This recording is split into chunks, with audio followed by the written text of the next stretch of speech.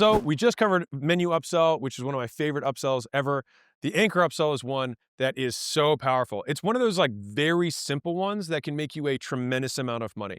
And so what the menu upsell has in elegance, the anchor upsell has in brute force. So let's dive in. Here's how I learned it. Description, examples, important points, same as before. Let's rock and roll.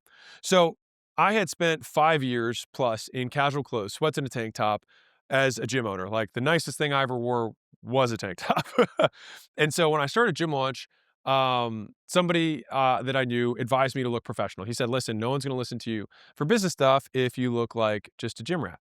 And so I said, okay, I'll listen to you. And so he said, don't worry, I've got a guy at a suit shop that I know, and he'll hook you up. And he told the owner I was coming. So I mentally budgeted $500 for a suit. So I was like, this is a lot of money. So, I'm gonna ball out for this. So I entered the shop, made some small talk, and he was like, so what do you want? I was like, I want a boss suit. And he was like, okay, mind you, I'm like 26, whatever. And so I tried, so he gives me the suit. I tried on. I felt cool. He's like, how do you feel? I was like, I feel like a boss. And he's probably laughing at himself. So anyways, I'm looking at stuff in the mirror. And so then I like kind of look down at the tag that's on the arm. And when I pull it over, it says $16,000. And I still can remember the blood just draining from my face, being like, "Dude, 16 grand?" I was like, "That's a car." And I was like, "Oh God, like, what did I get?" Because my friend had referred me. So I was like, I don't want to look like a fool here. And they had prepped this stuff. So the sales guy, who was the owner, he was also a third generation tailor, obviously not his first rodeo. I looked at I was like, hey, he's like, he could see that I was a little distraught from the price. And he's like, "Hey, do you care much about the brand of the suit?" And I was like, "Oh no, I don't care. I just wanted to look cool." And he was like, "Oh, don't worry." So he had already prepared, and this is key, other suits next to me. And so he took this one off and he says, "Hey, try this on for size." And just like immediately. So at this one, he's like, "How does this one look?" And I'm like, "Great." Like I didn't even want. I was like, I didn't even want to like think about potentially having this suit. So I then pull it over and it says 2 grand. And I'm like, all right, like it's more than I wanted, but like at least this is not a car. Like I can get out of here, without embarrassing myself. And so he's like, do you like it? I said, sure. I ended up buying like $500 in like shirts and socks that went with the suit. And spent, I think, $2,500 or 3 grand, something like that, on the way out the door. As I went through the process later, I thought to myself, I came in with a $500 budget and I ended up spending 5 or 6 times my budget. And I was like, how did that happen? And I realized that the first thing I saw was $16,000 and it just made everything seem like nothing. And so Roy Sutherland actually tells a story about this with Rolls Royce. So Rolls Royce stopped showing their cars at car shows because if you have all these different cars and then you see a $400,000 car, it seems egregious. And so what they started doing was showing their Rolls Royces at plane and yacht shows. So if you just decided not to buy a $50 million jet, a $400,000 car feels like candy on the way out the door. And so everything is relative in terms of what the price is being positioned against. And so I was like, man, that was really powerful. And it changed how I saw sales. And so that is what happens. I spent 5 times more than my original budget and ended up spending $300 on accessories and shirts, which I never normally would have spent. But it felt like nothing compared to the new $2,200 shoot or whatever that I bought. So that is how I learned the Anchor upsell. Now, here's how it works. So Anchor upsells involve offering premium items first.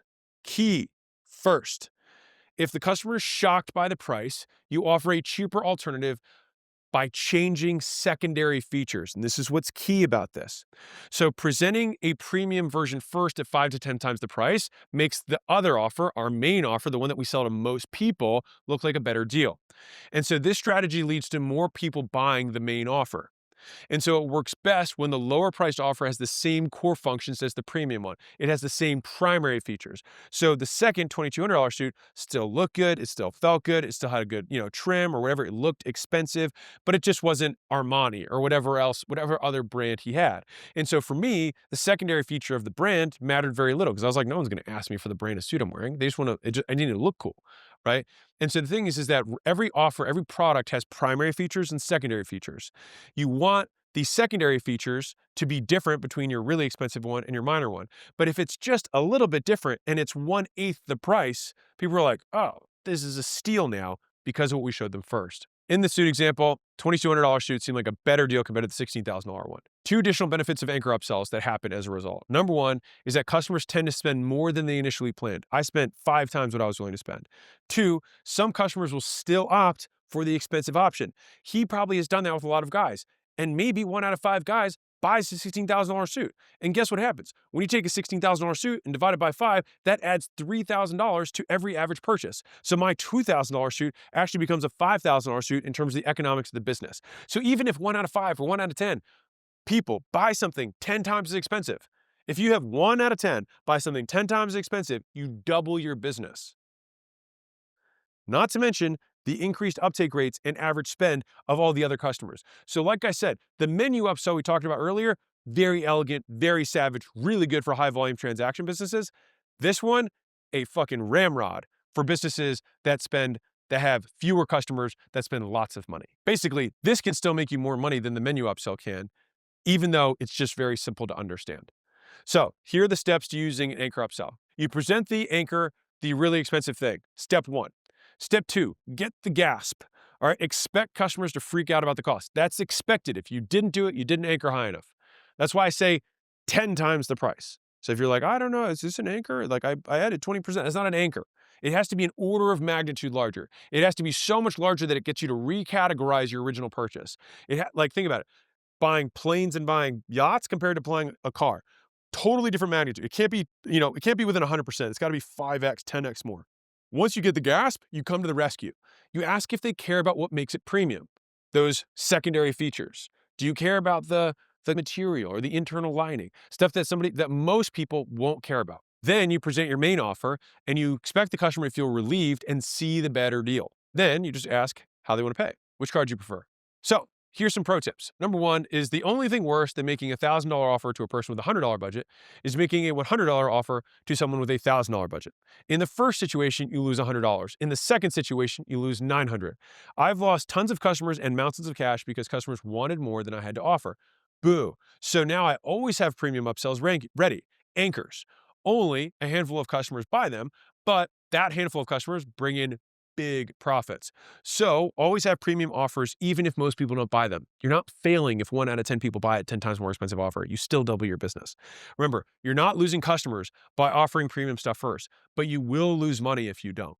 All right, let's do some examples. First one, we'll do a local lawn care service. So the premium anchor is get my cell phone number, fancy mulch, natural pest control, bi-weekly yard maintenance for $1,000 a week. It's crazy. Big shock. No worries.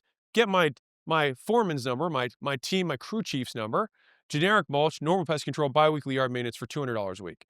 Yeah, I'll do that one. Because it's almost the same thing. At the end of the day, it's like, and they'll probably be like, is my, yard going to look any different? It's like, well, not really. It just really depends on how much you care about the quality of the soil. Now, for the guy who cares about the quality of the soil, he's going to buy this thing. But for everybody else, which 80% of people don't give a rat's poo about the quality of this other stuff, they're like, no, I'll take the 200.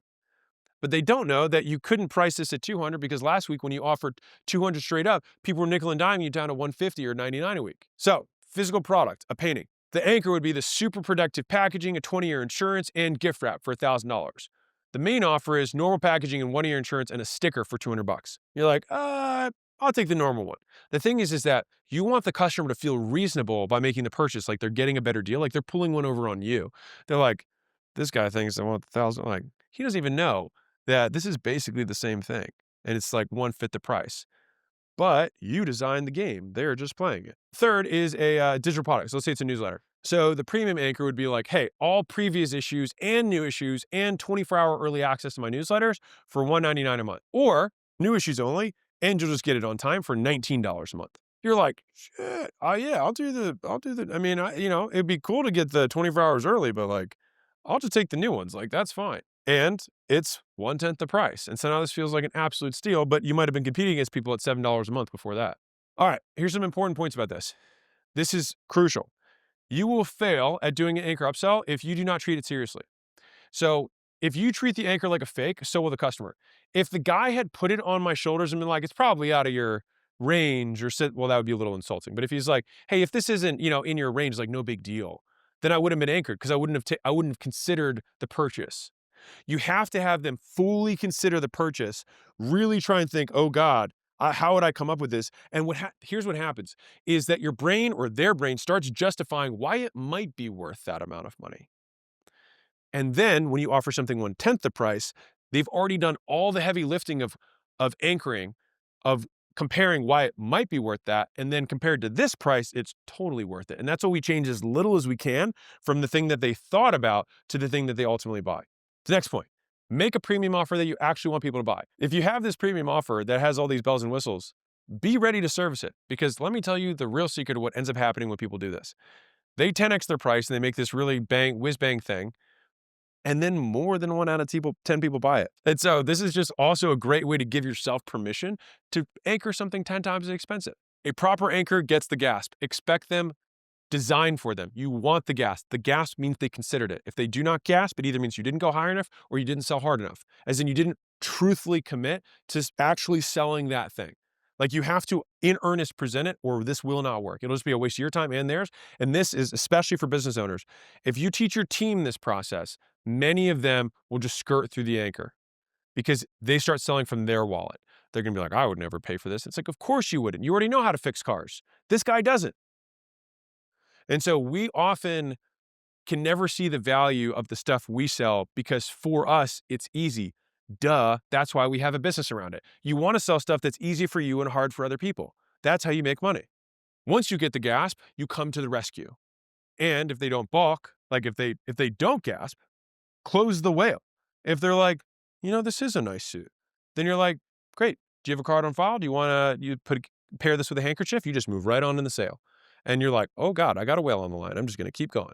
To get more people to buy your main offer, make it a better deal. So this is the primary versus secondary features. You want it to be as little different from the main one, from the anchor, as possible, so that they justified the price already at this 10 times higher price. And when they hear this one, they're like, oh, this is a steal. Because if you make your good one too different from the core offer that you're ultimately trying to sell 80% of people, then they actually have to reconsider the offer again. They have to recalibrate price to value. You want them to basically be able to take the same price to value measurement they did here and then here an 80% discount or a 90% discount because the things that you changed were not the things they cared about. But if you all of a sudden have all these things they do care about, then you changed primary features, not secondary features. So if you present a more expensive offer first before a less expensive offer, more people will buy the less expensive offer than they would have on its own. When you present the anchor, get the gasp, come to the rescue, present the core offer, ask for payment. For the most effective anchor, make your premium offer 5 to 10 times more expensive. Anchored customers spend a bit more than they plan to, and don't treat an anchor like a fake, or the customer will too, and you will lose trust and waste their time. Important, some customers will buy a premium offer. That is where you make way more money on this because one, more people buy the main thing, and some people will buy the very expensive thing. The expensive premium offer adds outsized profits with fewer sales. So just because you don't sell the most of it doesn't mean you don't make the most profit from it. The main offer and premium offer should have the same primary features. The premium offer has different secondary, aka premium features. After anchoring, offering the primary features for 1/3 or 1/5 or 1/10 the price makes the main offer a great deal. It gives them basically the same thing for way less. That is the anchor upsell.